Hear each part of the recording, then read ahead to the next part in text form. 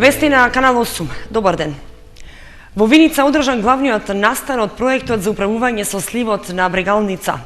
Под мотото Вода за живот беа реализирани повеќе активности во рамки на манифестацијата. Во Виница се одржа главниот настан под слоганот Вода за живот. Присуствуваа представници од Министерството за животна средина и просторно планирање, Министерството за земјоделство, шумарство и водостопанство, Амбасадата на Швајцарија во Македонија, СЕКО, училиштата од регионот, представници на комплементарни проекти во регионот финансирани од Швајцарија, а настанот беше отворен и за сите заинтересирани од 15 општини во сливот на Брегалница вклучени во проектот. Настанот го отвори градоначалникот Емил Дончев. Живееме во Брегалничкиот регион и днината ни е чиста река Брегалница. Токму затоа е и овој проект. Токму затоа од овде сакам да упатам голема благодарност до швајцарската влада што обезбеди средства да ги реализираме овие наши проекти на сите 15 општини кои што се долж Брегалничкиот регион. Знаете, животот без вода е многу тешко замислено. Може би можете да замислите да живеете без вашата кола или без телевизор. Може би можете да замислите и живот, може би без Facebook. Но сигурно нема да обстанете без вода. Оттаму од суштествено значење да ги заштитиме ресурсите. Особено во земји како што е Македонија, каде што овој ресурс е ограничен, мора да бидеме многу внимателни со користењето и заштитата. Владимир Ставрич, локален координатор на проектот, рече дека подготвувањето на извештајот за состојбата на водите во Брегалничкиот слив е во финална фаза. Исто така, ќе има и програма на мерки, која што треба во наредниот 6 годишен период да се направи во сливот. Исто така, овој период од 6 години од 2015 до 2021 се поклопува со периодите кои што рамковната директива за води на Европската Унија ја пропишува, а е тоа исто хармонизирано со нашиот закон за води. Тоа што ние денеска го правиме е покрај тоа што ги запознаваме луѓето од регионот и нашите заинтересирани страни со напредокот на проектот, е исто така да го обележиме денот 5 јуни, кој што е ден на животната средина, со мала презентација за водите и за состојбата на водите во Брегалничкиот слив. На главниот настан во Виница беа доделени наградите за најдобра фотографија и цртеж на тема Вода за живот, објавен на веб страницата на проектот www.bregalnica.mk, а беа разгледани и најдобрите фотографии и цртежи. На мојот цртеж беше представен колаж, на него имаше представено риба во вода. На мојот цртеж имаше нацртано во едната планета бидејќи нема вода, а во другата планета дека има вода. Во рамки на настанот беше доделена наградата и за општината со најмногу собран отпад македонска каменица. За учениците беа организирани игри за деца, сложувалки, експерименти за прочистување на вода, кружен циклус на водата, изработка на макета за течението на Брегалница. Учесниците добија и скромни подароци од организаторот. Презентирани сознанија за развојот на земјоделството и одржливото користење на вода во производството на ориз.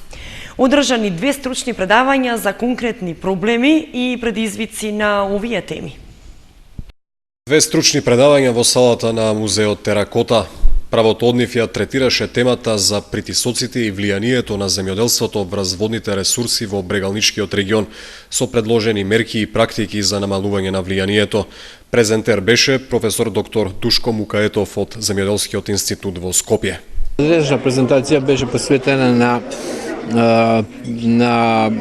оценка на притисоците на земјоделското производство во Брегалничкиот слив врз квалитетот на водите и водните ресурси воопшто.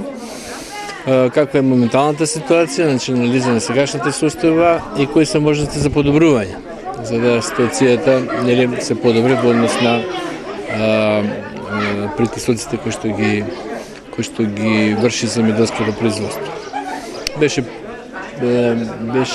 укажано тоа дека постои голем број на притисоци кои што произлегуваат од земјоделското производство и предложени беа голем број на мерки со кои што таа состојба може да се ублажи и да се подобри и мерки кои што ќе бидат градени во финалната верзија на планот за управување со водите во сливот на река Брегалница. Второто предавање беше на тема одржливо користење на вода во производството на ориз. Темата ја презентираше тандемот Јозеф Рикман и Панче Николов од програмата за зачувување на природата. Мојата презентација беше методи на заштита на вода во оризопроизводството.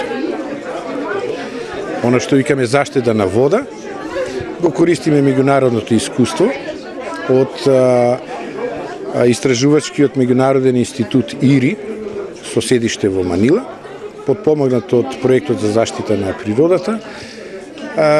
Сакаме да примениме некои меѓународни искуства во таа тематика поврзани со оризопроизводството. Значи, главната цел е да се намалат драстично употребата на химикалии во производството на ориз со примена на разни методи, а од друга страна исто така да се бориме во заштитата на водата за производство на ориз, пошто знаеме дека тој ресурс е сепак ограничен. Предавањата беа отворени за сите посетители, сепак најголем дел од посетителите беа од експертската јавност. На Виничкиот плоштад беше поставен пункт за тестирање на примероци од локални бунари и вода во градскиот водовод во Виница. Граѓаните вакви испитувања на примероци можат да направат и во сите останати работни денови. Во рамки на настанот Вода за живот, на платото Ангел Винички беше поставен пункт за тестирање на вода со примероци од локалните бунари и испитување на основни хемиски параметри. Екстерната лабораторија беше посетена од неколкумина жители кои однесоа примерок од вода за тестирање. Во склоп на филтер станицата имаме собствена лабораторија, каде што вршиме физичко-хемиски испитување на водата за пиење. Лабораторијата може да испитува сите елементи што ги испитува и Завод за здравствена заштита Кочани. Моментално за теренски методи користиме тука 6 елементи испитуваме на води донесени од пумпи и бунари во населените места во Виница и населените места на граѓаните. Испитуваме амонијак, нитрити, нитрати, железо, матност, ПХ вредност и алуминиум. За да се комплетира една анализа на вода се потребни најмалку 2,5 часа, додека испитувањето на основните параметри трае околу 20 на минути. До сега имаме донесено 8 води, од кои едната е неисправна, содржи многу е матна и содржи нитрити и нитрати. Тоа е од некое село тамо донесена вода. Резултатите водите ќе иземеме сите што се донесени, ќе завршиме комплетно анализата и ќе дадеме резултати, ќе ги дадеме на луѓето. За било која вода да донесат, ние бесплатно го вршиме тоа. Граѓаните може да дојдат да донесат вода, ќе се направи комплетно физичко-хемиска анализа. Граѓаните може да однесат примероци за анализа на вода во лабораторијата на комуналното јавно предпријатие Солидарност секој работен ден во периодот од 7 до 15 часот. Во градски водовод немаме никаков проблем и хемиски и бактериолошки вода е исправна. А сега овие се води од бунари и од извори од пумпи. За помош на граѓаните да си знаат каква вода пијат, бијање некој сака да користи сопствената од бунар или од било што. Што се однесува до квалитетот на водата од градскиот водовод, дневно се вршат по 2 анализи од 5 мерни места. Отворен трансформатор и опасни расфрлани кабли во кругот на зградите кај Атом представуваат реална опасност од струен удар и на родителите кои живеат таму, а посебно на децата кои секојдневно си играат околу опасноста. Револтирано прашуваат родителите, треба ли да се случи слична несреќа како што беше со малиот Димитри Ампов, па да се преземе нешто. Само мал, скоро невидлив знак на кој пишува висок напон е единственото што ги предупредува родителите и децата кои живеат во зградите на Атом, дека ако не внимаваат може да им се случи струен удар. Жителите на зградите сами допишале дополнителен надпис дека е опасно и да не се фаќа, но тоа не ги спречува и заштитува децата од евентуална несреќа од струен удар, затоа што не внимаваат и постојано се играат во близина на лесно достапниот трансформатор и поставените кабли, кои неретко предизвикуваат напон и на останатите површини. Загрижените родители денеска се собраа пред зградата и го искажаа револтот од поставениот трансформатор и од тоа дека ниту тие, ниту куќниот совет не бил информиран за поставување на опасниот и незаклучен трансформатор од страна на ЕВН. Поврзаните кабли и жици не се ниту забележуваат на прв поглед, а децата пак најмалку внимаваат на нив со секојдневното играње пред зградата. Бараат да се дислоцира трансформаторот за да не се повтори несреќата од пред 4 години, кога од слична причина загина 10-годишниот Димитри Ампов кај Кочанската градинка. Ја како председател на куќниот совет, никој не ме ни прошел, не е барал одобрување од нас да станарите да дадеме своје мислење за овој случај. Тука ние видоме чисто случајно кој го изградија и оставија тука и отворено го оставија. И од тие проблеми мислиме што знаеме што се деси кај градинката, да не дозволиме пак да се деси тука, да изреагираме и ви повекаме да кажеме дека тука градот кој што така прави, а никаква одговорност. Гледате самиот шкаф отворен, приклучен струја или не знаеме, мислам дека уште не е приклучен, меѓутоа вака ли се струја отворено и децата тука стално играат врз лимоз горе седат, може да всеки момент да настане несекана ситуација. Немам зборови за нивниот начин на ЕВН што вака постапила и дали треба и вака да постапува и понатаму да се дешат некои несакани работи, па тога и да изреагираме и да речеме дека не е тоа вред. Па ние станарите на овие згради пред 2 дена приметивме дека има овде ормар, поставен сличен на тој во градинката кај што погина нашето дете пред неполни 4 години и гледаме дека ни ЕВН, ни локалната, ни кабловските не се грижат, не добиле лекцијата за да ги ставаат на сигурни места ормарите со дозвола и со локација и така натаму. Тука ни куќниот совет не е запознаен дека е ставено ова. Како прво стои на многу ниско место, како второ тука многу деца се играт, стои потенцијална опасност како темпирана бомба за општа опасност за струен удар. И како трето, тој трансформатор што е на ЕВН, дали уопште треба да стои во оваа зграда, што е приватна, а и они се приватни. Или треба да се дислоцира од овде и ормарот и трафостаницата. Преска доваѓаше некој од ЕВН да види таму, ние му кажеме, рече дека не е наша обврска, туку на општината.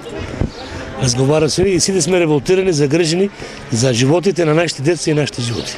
Освен опасноста од струен удар, лошо поставениот трансформатор предизвикува и други проблеми на жителите. Имаме проблем со трансформаторот, тука ми е по детската соба, неколку години да речеме не ја користиме собата и не може да ја користиме пошто има зрачење.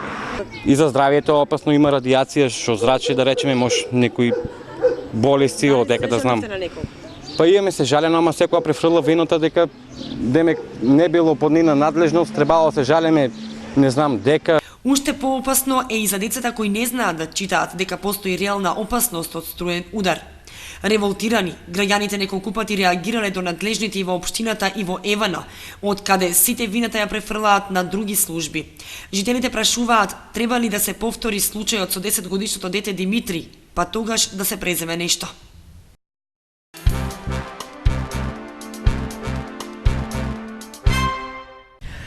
Минатата година 6, годинава 11 лица се вклучени во проектот Општинско корисна работа, кој што го спроведува Општината Кучани во соработка со Министерството за труд и социјална политика и Агенцијата за вработување на Република Македонија. Ангажираните лица ги потпишаа договорите за работа. Подпишани договорите со 11 лица кои ќе бидат ангажирани во проектот Општинско корисна работа, во кој Општина Кучани учествува по втор пат. Минатата година во проектот беа вклучени 6 лица. Сега бројката е зголемена за уште 5 невработени, кои ќе работат на помош на стари и изнемоштени лица, собирање и делење користена облека и обувки и педагошка подршка за деца од предучилишна возраст. Оваа година имаме во повеќе области вклучување на ангажирани лица долгорочно невработени од другите социјални категории, така што имаме 5 лица ангажирани во пружање на услуги на стари, изнемоштени, хендикепирани лица во домашни услови. Понатаму имаме 2 лица во Центарот за донација, вклучени во акцијата на заборавеното да му дадеме душа. Понатаму имаме едно лице кое што ќе помага во делењето на храна во народната кујна. И за прв пат имаме тројца едукатори, воспитувачи, значи планираме да отвориме како еден вид центрите за ран детски развој што работеа, значи групи за предучилишно воспитување и едукација на деца. Значи таквите групи ќе бидат отворени во селата Тркање, Оризари и во Кочани. Исто така и дел од другите услуги ќе се даваат и во други населени места. Услугите за стари, изнемоштени и хендикепирани ќе бидат давани во селата Бели, при Бачево и во Кочани. Претходната година помина навистина добро. Задоволни сме од работата, се надевам дека и оваа година ќе помине вака. Оваа година, значи јас како член ќе работам со деца, значи ќе бидам едукатор. Ќе биде, значи, воспитување на децата и едукација на децата. Лицата ќе бидат ангажирани по 4 часа дневно во период од 6 месеци и ќе добиваат бруто плата од 6200 денари. Кочани е една од општините во Македонија во која се спроведува проектот преку UNDP во соработка со Министерството за труд и социјална политика и Агенцијата за вработување на Република Македонија. Ангажманот во проектот Општинско корисна работа ќе трае од јуни до крајот на ноември. 6 здруженија на пензионери од источниот регион учествуваа на регионалната ревија на песни, музика и игри што се одржа во Виница. Победниците ќе учествуваат на Републичката годишна ревија што ќе се одржи на 9 јуни во Скопје. Регионална ревија на песни, музика и игри на пензионерите од источниот регион се одржа денеска во спортската сала во гимназијата Ванчо Праке во Виница. Учествуваа здруженијата на пензионери од Кочани, Виница, Бирово, Пехчево, Делчево и Македонска Каменица, а здруженијето на пензионери од Виница, како и многу пати досега, повторно успешно го положи испитот на добар домакин. Најпрво да ви посекам добре дојде на музичката ревија, на која се одржува со 6 здруженија од источниот регион на Република Македонија. Тоа се Кочани, Делчево, Берово, Македонска Каменица, Пекшево и Виница. Настапот ќе биде со изведување на изворна народна музика, народни ора и други традиционални национални творби. Сите 6 здруженија на пензионери се представија со богат музички репертоар, а од нив 2 ќе бидат избрани да учествуваат на Републичката годишна ревија, што ќе се одржи на 9 јуни во Скопје. Победниците од Републичката манифестација ќе учествуваат на Балканската ревија во Љубљана. Денеска во Виница се случува 13-тата ревија на песни, музика и игри од првиот регион во организација на Сојузот на здруженија на пензионерите на Македонија. Во оваа прилика, најпрво исто така, сакам да ве поздравам и од председателот на Сојузот на здруженија на пензионерите на Македонија, господинот Драги Аргировски. Општина Виница во последните неколку години многу вложува во културата. Ката дневно во Виница се случуваат голем број културни настани, така да можеме да се пофалиме со фестивалот Истивајско здравоживо, со фестивалот на хумор и сатира Виница Веритас. Секој месец се одржуваат многу театарски представи и многу други културни настани. На ревијата се пееше и играше, но дружењето и пријателствата беа главниот бенефит од оваа манифестација. Успешно беше презентирано фолклорното богатство од источниот регион. Тоа го можат само пензионерите, луѓето во третата доба од животот, затоа што покажуваат колку многу љубов, умешност и труд вложуваат и секако од големо значење е нивниот пример да го следат и генерациите што доаѓаат по нив. Целта на организирање на ваквите средби и ревии е дружењето на пензионерите и продолжување на традицијата на пеење староградски песни и подсетување и зачувување на културните обичаи на македонскиот народ.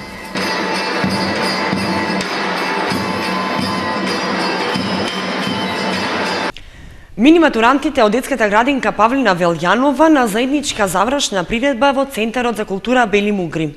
Своите активности, работени во текот на годината, ќе ги представат пред кочанската публика.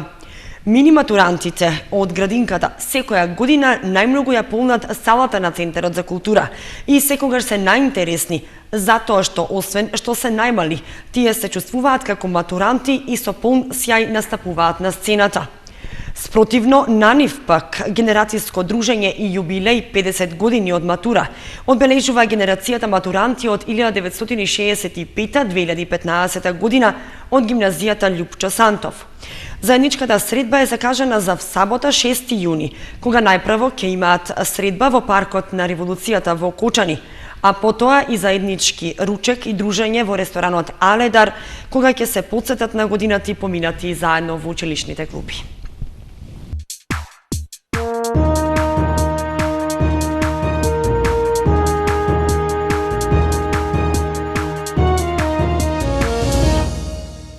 Следува спортската информација. Детските лиги од следната година ќе добијат ново руво. Станува збор за измени што се однесуваат на здравствената заштита на децата, но и на нова категоризација на екипи на одредена возраст. Форматот на детските фудбалски лиги ќе претрпи известни измени од следната сезона. Новините главно се однесуваат на здравствената заштита на децата. Значи во следната година исто и плановите остануваат такви како што се сега, меѓутоа малку и сега пропозициите ќе бидат поадекватни, да не речем, мора да бидат подисциплинирани, мора да се престроиме под наредбите и юрисдикцијата на Фудбалската федерација. Значи до сега немавме согласување околу прегледи на децата, значи ние предлагавме да бидат од интерна медицина, меѓутоа сега они децидно нагласија да мора да бидат од спортска медицина, значи секој дете да биде на некој начин збринето и да биде онај кој ги води да биде едноставно ослободен од тие мисли, не дај Боже нешто да се деси, затоа што фудбалот е секојаш нешто неочекувано може да се деси. Другата новина се однесува на квотите што треба да се исполнат. Промените конкретно се однесуваат на генерацијата 2001, која од следната сезона ќе се категоризира поинаку. Проблемот на ФК Младост од Оризари малку се посиромашни со овие категории. Сега зависи значи од децата во кои категории ќе се такмичат и кои екипи значи ќе се придржат на тие санкции за да се настави првенството. Инаку предлог од Фудбалската федерација е и донесено заклучок да 2001 генерација играт од август како пионери, а 2002 ќе се такмичат како помали пионери. Сега зависи од самите екипи, значи да не речем пак од децата. Ако има повеќе деца, повеќе генерации, ќе има и повеќе екипи застапени. Меѓутоа и без разлика, значи екипите може да бидат по бројченост 12 највеќе, а најмалку 8. Новите пропозиции поедноставено предвидуваат дека зависно од бројот на екипите надпреварувањето ќе продолжи во истото темпо, а тој број да не е помало од 8.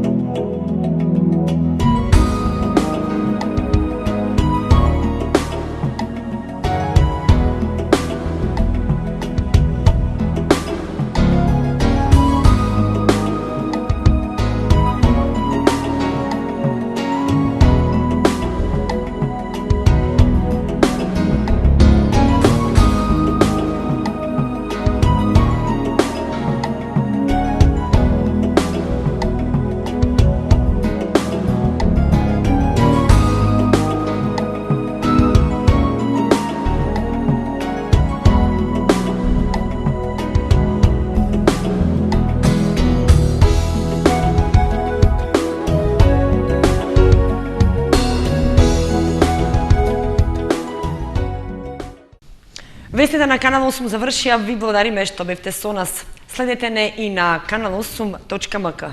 Довидување.